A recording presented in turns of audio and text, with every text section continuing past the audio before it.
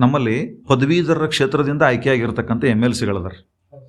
ಎಷ್ಟೋ ಜನ ಪದವೀಧರರಿಗೆ ನಮ್ಮ ಪದವೀಧರ ಕ್ಷೇತ್ರದಿಂದ ಆಯ್ಕೆಯಾಗಿರ್ತಕ್ಕಂಥ MLC ಯಾರಂತ ಗೊತ್ತಿಲ್ಲ.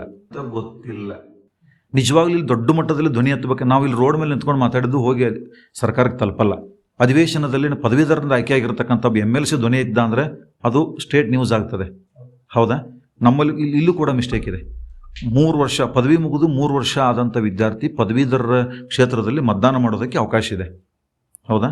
ಯಾವ ಒಬ್ಬ ಪದವೀಧರ ಕ್ಷೇತ್ರದಿಂದ ಆಯ್ಕೆಯಾಗಿರೋ ಒಬ್ಬ MLC ಯಾರು ಕೂಡ ಈ KPSC ಬಗ್ಗೆ ಮಾತಾಡಿದ್ದು ನೋಡಿಲ್ಲ ನಾನು.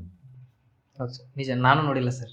ನಾನು ಇಷ್ಟು ದಿವಸ ಒಬ್ಬ ವಿದ್ಯಾರ್ಥಿಗೆ 6-7 ಜನ MLCಗಳಿರ್ತಾರೋ, ಒಬ್ಬನು ಕೂಡ ಅವನು ಆಯ್ಕೆ ಆಗಿದ್ದು ಯಾರಿಂದ? ಪದವೀಧರರಿಂದ. ಈ ಸಮಸ್ಯೆ ಯಾರದ್ದು? ಈ ಸಮಸ್ಯೆಗಳನ್ನ ಆಲಿಸಲಿಕ್ಕೆ ಮತ್ತು ಅದನ್ನ ಅಧಿವೇಶನದಲ್ಲಿ ರಿಪ್ರೆಸೆಂಟ್ ಮಾಡಬೇಕಂತ ಇರುವಂತ ನಮ್ಮ ಪ್ರತಿನಿಧಿ ಅವರೀಗ. ನಮ್ಮ ಪ್ರತಿನಿಧಿ ಇಲ್ಲಿ ನಮ್ಮ ಧಾರವಾಡ, ಗದಗ, ಹಾವೇರಿ, ಉತ್ತರ ಕನ್ನಡ ಒಬ್ಬರಿದ್ದಾರೆ, ಬೆಳಗಾವಿ, ಬಾಗಲಕೋಟೆ, ವಿಜಾಪುರಕ್ಕೆ ಒಬ್ಬರಿದ್ದಾರೆ, ಕಲ್ಯಾಣ ಕರ್ನಾಟಕ ಭಾಗದಲ್ಲಿದ್ದಾರೆ. ಹಿಂಗೆ 6-7 ಜನ ಇದ್ರೂ ಕೂಡ ಒಬ್ಬರು ಯಾರೋ ಅದ್ರ ಬಗ್ಗೆ ಮಾತಾಡಿಲ್ಲ. ಸಮಸ್ಯೆರು ನಾಳೆ ವಿದ್ಯಾರ್ಥಿಗಳಿಗೆ MLC ಚುನಾವಣೆ ಬಂದಾಗ ಎಲ್ಲರೂ ಕೂಡ್ಕೊಂಡು ಬರ್ರಪ್ಪ ಅವಾಗ ಯಾರೋ ಮಾತಾಡಲಿ, ನಿಮ್ಗೆ ಓಟ್ ಹಾಕಲ್ಲ ನಿಂತ್ಕೊಂಡಾಗ ಅವ್ರು ಏನು ಮಾಡ್ಬೇಕಾಗತ್ತೆ ನೆಕ್ಸ್ಟ್ ಎಲೆಕ್ಷನ್ನಾಗ ಅವರು? ಹೌದಾ? ಎಸ್, ಇವೆಲ್ಲ ಈ ಮೂಲ ಬರೋದು ಎಲ್ಲಿಗೆ ಅಂದ್ರೆ ಮತ್ತಿದು ಇಲ್ಲಿಗೆ ಇವಾಗ ಇಲ್ಲಿ. ಎಸ್, ಈಗ ನಾವು ಮಾತಾಡಿದ್ರು ಕೂಡ ಏನಾಗ್ಬೋದು, ಭಾಳ ಮಾಡಿ ಸ್ಟೂಡೆಂಟ್ಸ್ ಮುಂದೆ ಹೀರೋ ಆಗ್ಬೋದು. ಹೌದಾ? ನಾನು ಹೀರೋ ಆಗ್ತೀನಿ ಅಷ್ಟೇ. ಅದ್ರದ್ದು ಏನೋ ರಿಸಲ್ಟ್ ಬೇಕಲ್ಲ.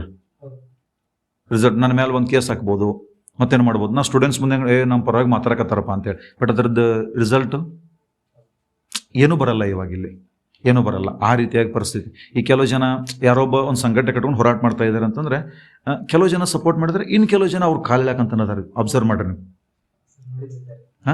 ಐತಲ್ಲ ಇವಾಗ ಆ ರೀತಿ ಐತಲ್ಲ ಈಗ.